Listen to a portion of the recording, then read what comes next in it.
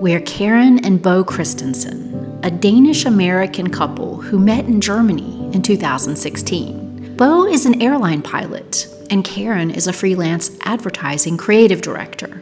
In late 2022, we bought Château de La Tuilerie in Martel, France, and are working to make it a bed and breakfast and wedding destination fit for a queen. Welcome to Queen's Escape.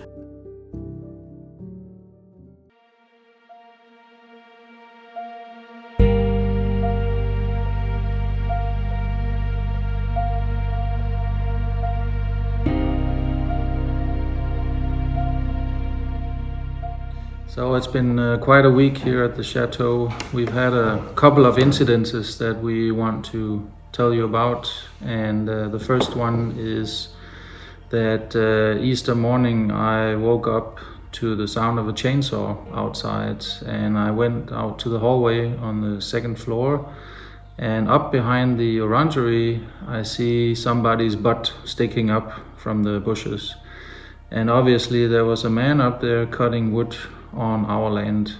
So I go into Karen and I tell her about this, and we agree that I should go up and get a hold of this guy. So I go up there with the car, and he does not speak any English at all. So I'm trying to tell him that he's taking wood on our land, which is not allowed, or he does not have our permission to do that. So now we have an issue. And he keeps explaining in French, and I don't understand what he's trying to say. So we walk over to our neighbors here in Glüsch, because they can translate. Mm-hmm. And they were very helpful to do this. And so he explained to them that he thought this is the local county's property, or the land of the county, which is why he was taking wood that was not a healthy tree, but just lying on the ground, and he was cutting it up and taking it home so he can have heat in the winter. And I explained to my neighbors over here that this is not how you do things. First of all, he needs permission from the owner, which is us, and then he can go and do this. So he apologized many times, and instead of turning him into the authorities, we decided to get the best out of it. He offered his help. He can do a lot of do-it-yourself stuff. He's an electrician, and most of all, he is into alarm systems. So in an attempt to make something bad into something good, we agreed with the neighbors and this man that he can help us out by doing something for us in exchange for the wood, or he also offered to pay for the wood. So we agreed on a price per cubic meter, and that was fair for everyone, because we get some help removing this wood that is just lying around on the ground, and it basically cleans up the ground here and there. So I took him around the property, and I offered him to come back later and pick up the wood on the ground, cut it up, and take it home for the price of the cubic meter.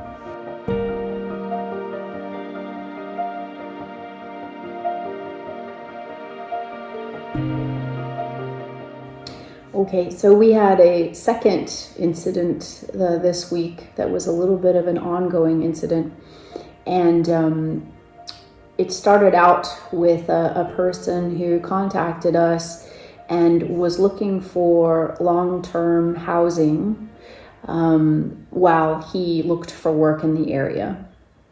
And we don't offer that, and we hadn't really thought too much about that before. So we began to think about it, because financially, even if we gave him a really good discount, it might be nice for us to have someone to stay here for long-term. So I called Bo to talk to him to see what we could do. Yeah, I spoke to the guy, and he was staying with friends where he could not continue to stay, apparently. And he explained a lot of things, but in the end, it turns out that he needed a place to stay for maybe a week, maybe a month. And we have investigated a little bit into the termless squatters, people who want to come and stay at your place. Mostly it's places that are empty, so people who have homes but they live somewhere else, and these homes they stand empty for a while until they come back on vacation. And they would basically break into these homes and live there, and they would change the electrical bill or the water bill into their name, because then they would have proof that they live here now. So we don't really know a person like this, but we do know that there are these people around who will try to take over or basically move into your home. And of course we don't allow this, and the only thing that we can offer people is a bed and breakfast where they pay to stay. This man, he wanted to stay for free, room and board, and he would want to work. He didn't want money, he just wanted to stay here. And I said no, absolutely not. And I wrote him a long email explaining how this is gonna go. He can come here, he can rent a room, and he can pay just like everybody else. And he was very unsatisfied with this solution. And I told him, well, that's the two options you have. So he came to look at the room and decided he would wish to stay. And so I did a booking for him and looked at his ID and wrote in all of his information. And we agreed to 7 nights to start with. And we gave him a good rate. And so he paid that up front in cash. He had said to us he wanted to do a bank transfer from Switzerland, but Bo told him no, because it could be that he would stay here, for many days while we waited for this bank transfer, and maybe it never comes. And we've been a little bit leery of this. He just came off a little bit strange, and so we were a little bit concerned about him. So we decided if he pays cash up front, okay, we can work with him. And so he did. And actually, he came to see the room one day, and he agreed he'd come back the next morning with his belongings to move in. And so then as he was leaving, he had a bag in the car that he came with a friend because he didn't have a vehicle. He had a bag in the car, and he asked if he could leave it. And I took it from him, and I had it in the hallway, and then his friend took him away. And the thought was that he would come back on a motorbike that he rented. And so I can understand not being able to carry a lot of luggage on a motorbike. So I thought, okay, that makes sense. Let's be helpful and take his bag. But once I had the bag in the house, I didn't feel very comfortable having it there. And so I called Bo and asked him, what should we do about it? And he suggested we get it out of the house. Because we don't completely understand all of the way that squatters operate. And so we do know if their belongings are in a home, it could mean something. So we moved his bag directly out to one of the outbuildings, also because I don't know what's in his baggage and I'm not going to search it. And then Bo spoke to him and let him know that we had moved his bag. Yeah, I called him and I said, you forgot your bag at our house. And he said, no, I gave it to your wife and we agreed to leave it. I'm coming back. I take the room from tomorrow. And he also said he was going to pay cash, which meant in his world a bank transfer from Switzerland. And I said, no, absolutely not. First of all, you don't leave your bag at strangers' houses. We don't know you, you're not family, and you're not our friend. And he was complaining about my wording about this, saying that he does not have a bomb in his bag, he does not have anything dangerous, it's open, we can take a look. I said, I don't care what's in your bag. You can try and take it to any neighbor in any town that you don't know and go and leave your bag there. I told him it won't be long before they call the police. Nobody wants your bag. And he had not booked anything, he had not paid for anything, he just came to see a room. So he cannot have his bag in our house. And exactly like Karen said, we don't know how these people operate, but you can only be too careful about this. So we had his bag removed over to the outbuildings out of the house, and I informed him about this, and he got really irritated. He said, maybe, he put it like this, maybe I pick up my bag or I drink a cup of coffee and I think about it, and then I come for the room tomorrow. I said, do what you want, but your bag is out of the house. And then I also told him very clearly that if he does not pay cash upfront, he cannot have a room here. This is the only way it's possible to stay here, is to book and pay upfront. We don't do favors to people, and we certainly don't do favors to strangers that we don't know, who might have a scheme or intentions. That so you can try to be nice to people, of course, but they will just take advantage of you. Mm-hmm. Yep. So he came in the morning with all of his documents, and he was a little bit, acting a little hurt, that Bo had wanted me to move his bag out, and, saying, I don't want any trouble and this and that. And, it's sort of just on the border of, you're being cautious, it's in your best interest. But for me personally, you have just this glimmer of doubt in the background. Maybe we overreacted, maybe there is, this guy is just, down on his luck and he's trying to get by. He didn't have a credit card. But at the same time, there was enough red flags that, we just did what we thought was right and just tried to be nice about it. So I filled out his booking for him and used his ID, and he had the cash with him, and we agreed, okay, 7 nights. And then I took him over and we got his bag out of the outbuilding and brought him in and set him up in the room where we were going to allow him to stay. And so I think it was then that he told me that he had a bow and arrow. And that alarmed me a little bit. And but I didn't say anything to it. But then I thought, okay, that's a weapon.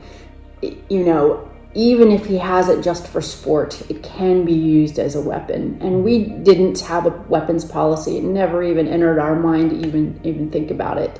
But then I started to think about it. And so I thought about it overnight, and I started to get really worried because we had other guests here, and then it was just me. And so the next morning when he came down for some coffee, I pulled him aside and I said, listen, if you want to have your bow and arrow here, you need to let me take it for you and to hold it, because it is a weapon. And once again, he was upset about that, and he was, just thinking we don't trust him and all of this. And he was telling me I'm not a criminal, and you saw my resume, I have on there that I'm not a criminal, which he wrote his resume, so who would even say on there you're not a criminal? But a criminal. Anyway, so I told him, no, we need to take this. And so he went out with his bow and arrow, and he came back and he said he left it at a friend's house. So then I just tried to let the week go a little smoother. He was looking for a vehicle. He rented one of our bicycles for a couple of days so he could ride around the area. And what he told me was that he was kind of canvassing the area to find chateaus where maybe he could work. And he showed me some pictures that he took from one chateau's terrace. And I know that no one is at that chateau, and to get onto the terrace, you would have to go onto their property. So, it was sort of like one little red flag after the next, and he was telling me, okay, which chateaus were empty and which ones had people, and which had yelled at him to get off their lawn. So it could be that he's looking for an empty chateau to go and squat in. It could be that he's looking for work. But in any case, told Bo about it and told him about taking, the weapon, and he agreed that was a good... That's the right thing to do. Yeah. And if you have hunters coming for a weekend to go hunting, their weapons are stored in a locked up cabinet somewhere. They're not lying around in the rooms. We have children coming here with guests with children and so on. And of course we do not allow this kind of thing. I guess you said he had a Swiss knife also. Yeah.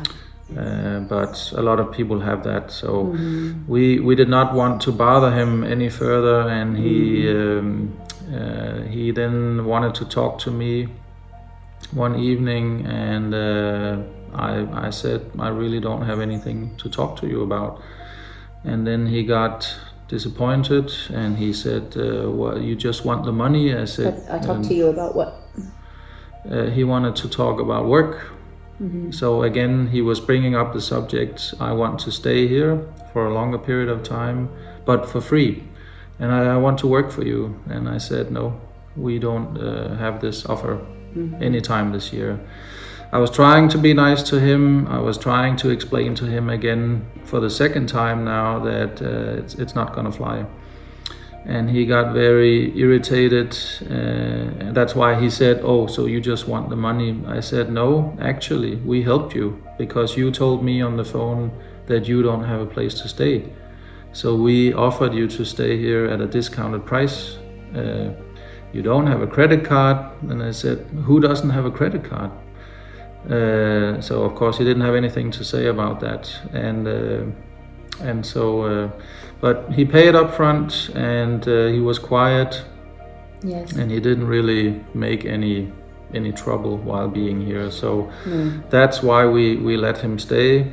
In the end, because I did not want to offer him any solution to what he was looking for, he decided to leave earlier. So he left one day earlier than he had paid for. So we just gave him the money back. Yeah.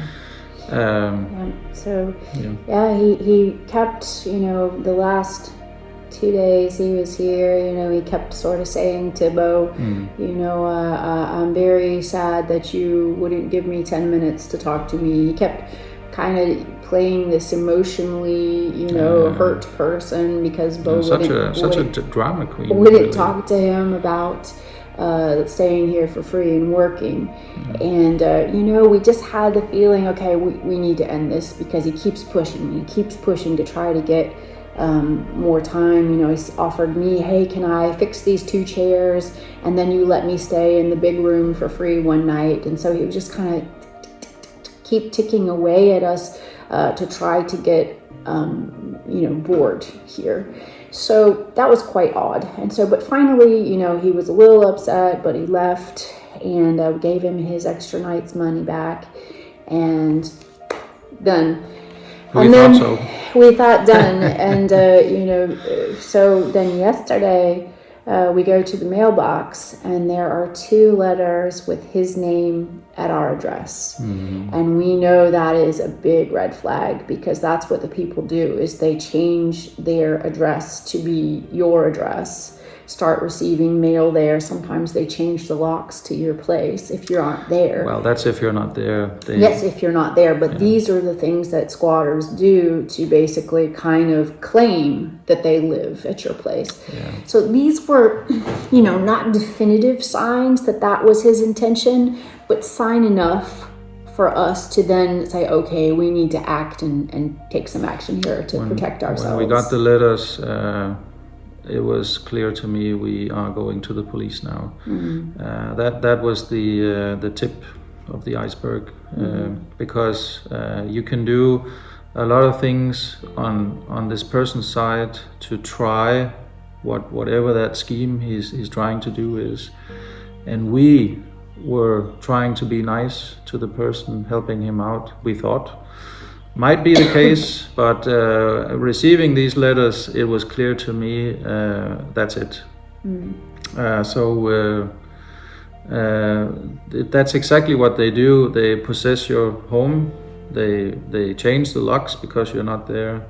we are here, so that would not be the case, of course, and he's not possessing anything. But if you live in a place long enough and you can prove that you have mail coming to this place, and they would change the electrical bill or the water bill or the power bill or something like that into their name at these companies, having the mail sent to them at this address, then they can probably come and say, I have proof that I live here.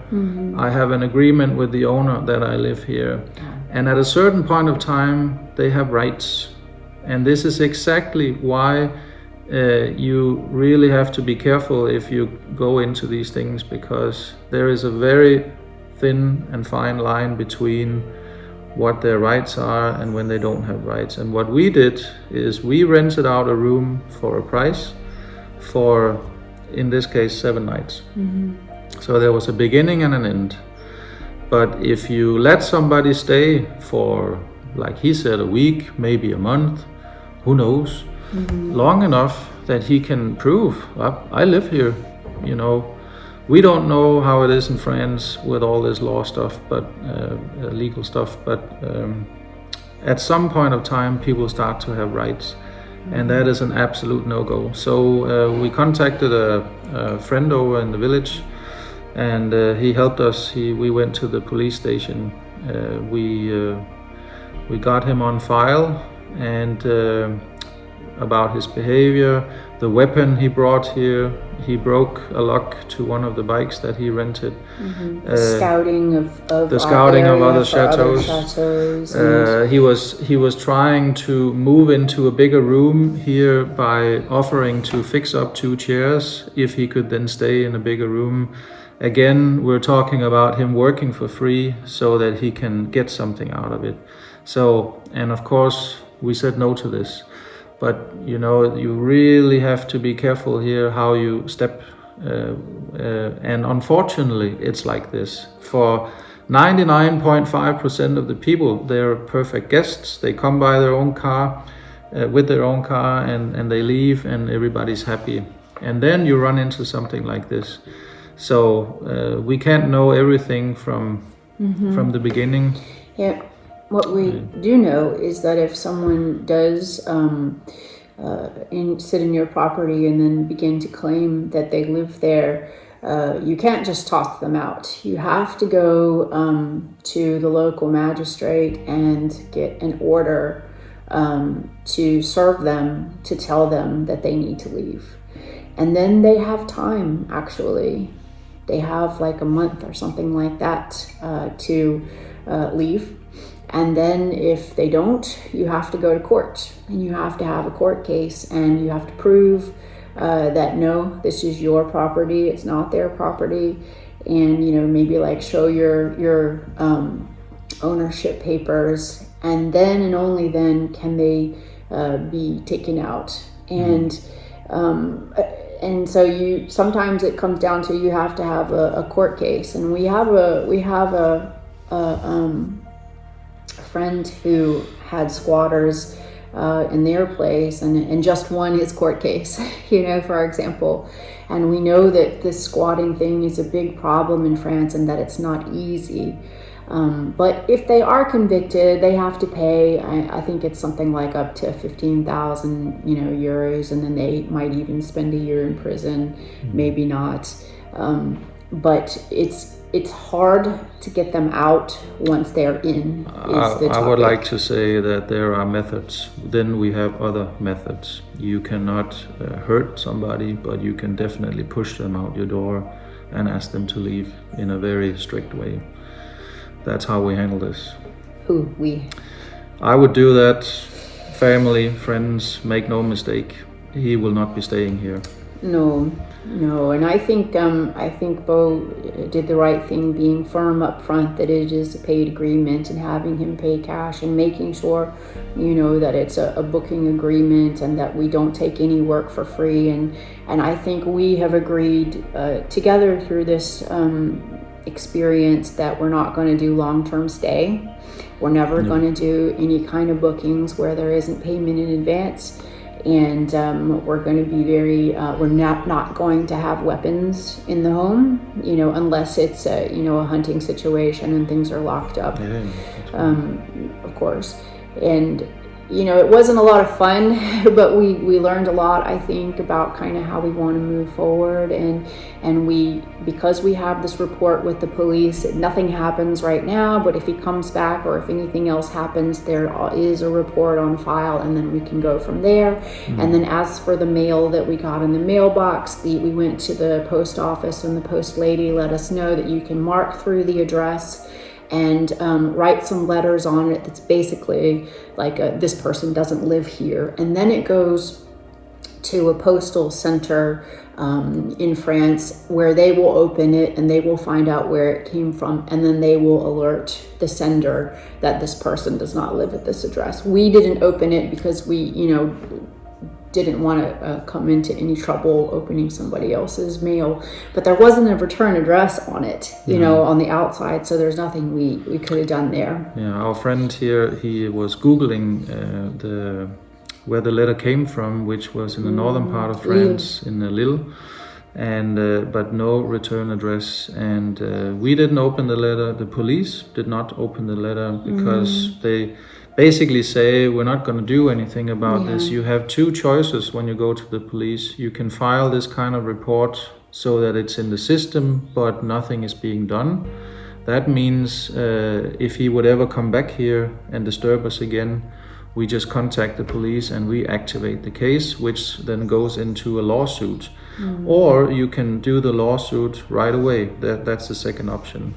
But he did not really harm us in any way, or in any sense that we could say, we want to come after him. He paid, but where he crossed the line was having letters sent here in his name on our address. He has no permission for this, and that's an absolute no-go. Yeah. Also, when we were at the police station, so we are talking to this police officer. Meanwhile, two other guys, policemen, come from the back, and they speak to him in French. And after our friend, he tells us, they have 40 squatters sitting in a restaurant, and they needed him to come with them to get them out of there. Just imagine, 40. So, it's a problem in France. If you ever encounter this issue, if you're going to buy a place and you want to be alert, and something happens, they are very, very prepared, I would say. They probably check you out before they even contact you. If so, you have to go to the police and you have to go to the post office if there is any letter received. Do not give it to the person so that he has it in his hand or her hand. Just burn it, or we'll go to the police. Take it to the post. Yeah, take it to the post. And those are the two steps that you can do, and then hopefully nothing else will come to pass. Yeah, so not the most pleasant experience, but part of it. The man is insignificant. He doesn't even look dangerous. He was just very pushy, and he kept trying. Like Karen said, he would come back and try again, and I'm very sad that you don't even have 10 minutes for me. And I just said, what? And he said, no, never mind. You just have to swipe it off the table right there. So, less squatters.